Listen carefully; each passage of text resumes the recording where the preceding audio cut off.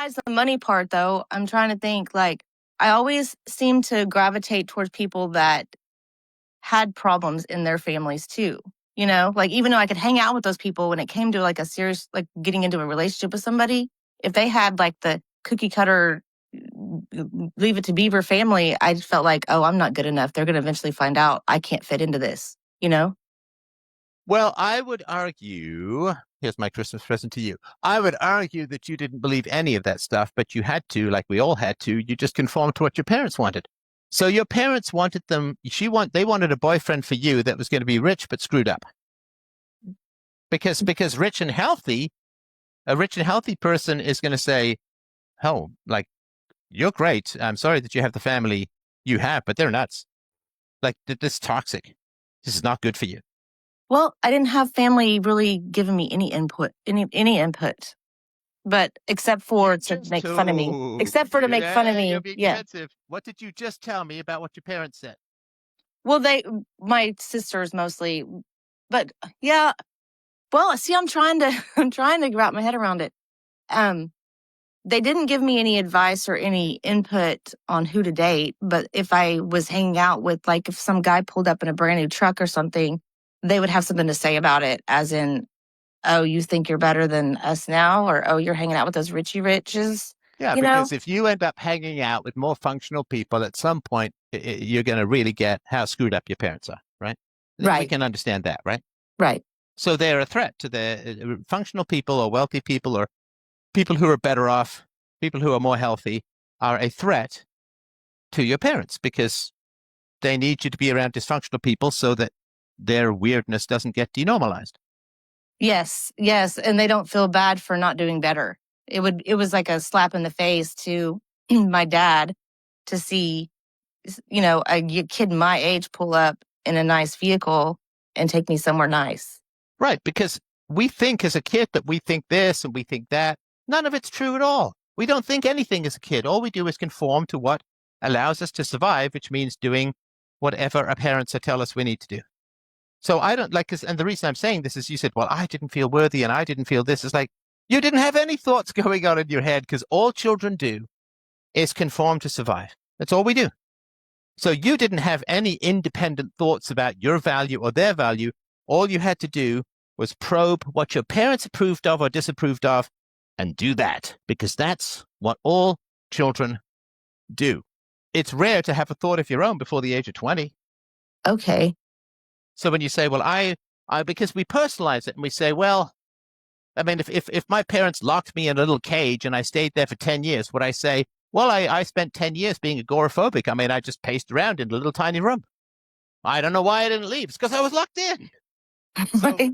so you didn't evaluate yourself as a child according to any independent standard or metric. What you did was you say, oh, my parents don't approve of that. Well, I guess I better internalize that, or they might stop feeding and protecting me, and then I'll die.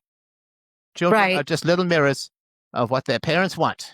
And so, because you didn't say, well, my parents got really mad when I was around someone functional, so I tried to avoid them to appease my parents. You said, well, I didn't feel worthy. And this just is not true at all. So I'm not saying you're lying, but it's not true epistemologically. Like it's not true that you just didn't feel worthy for some mysterious reason. It's like, well, no, my parents disapprove and I need my parents to survive. So I've got to internalize and do what they want.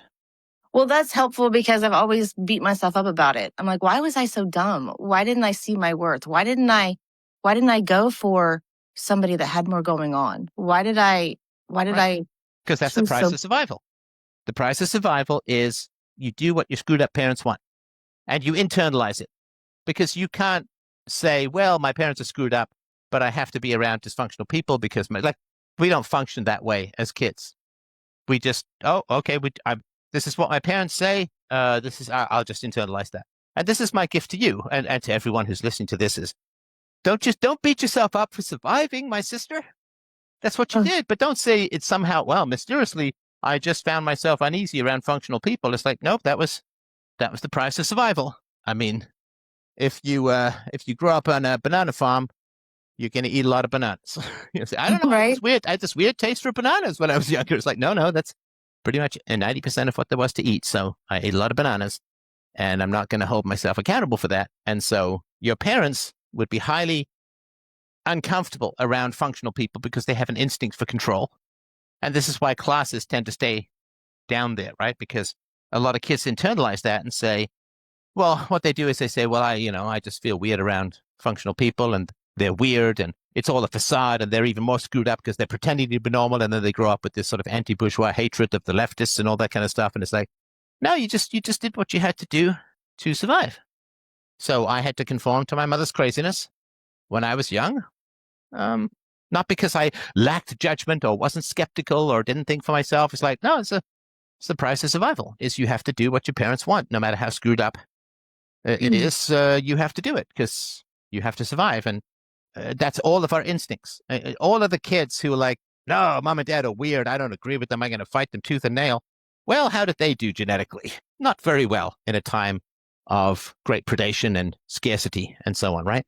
I mean, Right. you couldn't afford to be sent to bed without supper in a time of great hunger, right? Because you had to have enough calories to fuel your immune system to stay alive if you got an infection. So the kids who didn't conform to whatever screwed up things their parents want just had a much lower chance of survival. So all of those of us who were left, we just almost perfectly internalize whatever our parents want. And I mean, I remember when my daughter was younger, I mean, I've obviously encouraged her independence and all of that. But when she was younger, I told the story a particular way, and I noticed that she told the story using almost exactly the same words. And it's not because I'm demanding that she, do it my way or say it my way or whatever it is, right? But she would just say the story, but almost exactly the same words. Now, of course, she's grown into more independence, thankfully, but there's nothing wrong with that. So that was just an example of like, this is a punishment-free household, and she was copy-pasting my wife and I. So that's just what kids do. And it's perfectly healthy. It's why you're here. It's a natural part of evolution. It's almost like, I just decided to start smelling one day as a teenage boy. I just, as a kid, I didn't smell. And then suddenly I decided to will hair into my armpits and start smelling. And it's like, no, that's just puberty. It's just what happens. There's nothing wrong with it. It's not unhealthy. It's perfectly healthy. And so, yeah, I mean, don't internalize it and think that you're somehow at fault for doing what you needed to do to survive. That's something we've all inherited, that impulse, those requirements. Well, that's helpful because, like I said, I always would just look back on it and go, man, I was dumb. Man, I could have done better. Man, I could have chosen better. I could have, No, and of course, remember, for most of human history, you couldn't change classes.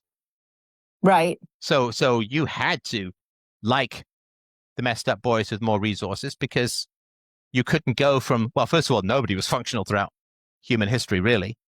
But you couldn't, if you're some poor serf, some peasant, some slave, some whatever, right? The odds of you making it into the upper classes was so tiny, unless you happen to be born like spectacularly beautiful and with great grace or some staggering talent, or even, I mean, my God, the greatest writer in human history, William Shakespeare, could only make it to the middle class. So you had almost no chance of changing classes. And so your genes are like, well, we don't care about anything other than reproduction, because that's what genes are. They're just copy, paste, just blind photocopiers. And so whatever raises your odds of reproduction. And so if you're told, oh, you think you're too good for us, what they're saying is they're not talking to you, they're talking to your genes, saying this attitude will cause you to be rejected for reproduction. Men will look at you as haughty, as superior, as annoying, and they won't marry you, and they won't protect you, and they won't give you the resources you need to raise your children. So you better get the hell back in line, young lady, so that you can carry the genes forward to 4 billion in 30 years, if that makes sense. So yeah, it's just what you need to do to survive. It's perfectly conditioned in your system through evolution, through culture, through survival, through Darwinianism, whatever you want to say. So it wasn't like, well, I should have done better. I could have done better. No, you had to keep your parents' approval, and you had to keep their protection, and you had to keep getting access to their resources, which means when they say jump, you say how high, and then you just do that. And that's exactly why you're here. And it's not something to be ashamed of. You can say, like, I played the game well, I made it to adulthood, because for a lot of us with really violent, dysfunctional families, making it to adulthood was far from certain. So right. Yeah, and not on drugs. Yeah. So good for you, right? I mean, like the stories I've heard over the years where people are like, yeah, my parents introduced me to marijuana when I was like 12 or 13, right? And I was so stupid. And it's like, Look, it's sad, and I'm sorry your parents did that, but it's not shocking that you did it, because if you just said, no, I'm not, marijuana is for losers, I mean, what would happen, right? Right. Yeah. I'm so glad you're doing this on Christmas Day because, I used to be that person that didn't have the family to go to and was lonely. I could go pretend, but then at some point I decided to stop pretending that I had an actual functional family to go spend the holidays with. And it took a lot of growing, to get to that point. And it's better to spend it by yourself even than to go pretend with people that are just going to put you down and make you feel bad or make you, like I said, oh, you're better than us. You're trying to do better than we are and just make you feel bad about bettering yourself. Well, and you can't go straight from breaking your legs to the gymnast team, right? So you have to have a time to recover, to recuperate. And so when you get out of a highly dysfunctional family situation, you can't just jump into where the functional people are because you're too jumpy and traumatized, or at least I was. So you need some time, some therapy, some calming down, some reorienting yourself. You need to heal before you can join the sort of elite athletes of functionality, so to speak. And so, yeah, that's sort of the desert that I'm talking about, where you get away from the dysfunctional, you get away from the dead, the repetitive, the soul-crushing people who, take a slow Parisian waitress-style pee from great height on any flickering embers of creativity, thought, and originality. And you got to get away from those people, but you can't immediately go to the village of functional people. You've got to cross that desert. You've got to heal. You've got to become yourself, and you've got to shake the echoes of all of that trauma before you can get into more relaxed relationships with functional people. So that's sort of one of the reasons I wanted to dip into X here today, to just sort of give my thoughts and comfort and sympathies for people who are having a more solitary Christmas, and it will pass. And you keep focusing on self-knowledge, you keep focusing on therapy, you keep focusing on being part of more functional communities, and you will look back and say, well, that was not fun, but oh my gosh, was it worth it? Yes, yes. And it took me a little longer to get through that journey than some, but I'm so glad that I did. No, I'm not hearing you put yourself down on Christmas, young lady. Don't do it. I made it. Don't compare. Oh, well, I took too long and I'm still somewhat deficient and other people did it better, but no. Oh, I promise you I was stupider than most. No, don't do it, because you know what happens when you, and I'm not saying you're like big seriously putting yourself down, but I wouldn't even do a whiff of it. So when you put yourself down, you're putting out markers for other people to come and treat you worse. Oh, yes. Don't do it. Yeah. Yeah. Don't cut your hand in the water and then be surprised when sharks come by. Right. Right. Don't put yourself down. Yeah. And be proud of it. Yeah. I came from a really dysfunctional background. I did really great stuff. I worked hard, and I'm doing well. And that's a huge amount to be proud of. But don't at the same time say, well, I did it more slowly than some people. And blah, blah. That's just an echo of the undertow, the underworld. It's still, there's these ghostly tentacles still trying to pull you back and down. Like, you have to appease the screwed up people by putting yourself down a little bit, because if you take too much pride, right? Because if you take too much pride around dysfunctional people, what happens? They'll just try to put you down harder. Yeah, they'll attack you. They take it as a personal insult, like you're losing control, that they're losing control over you. So stop appeasing these black-hearted goblins. Stop it.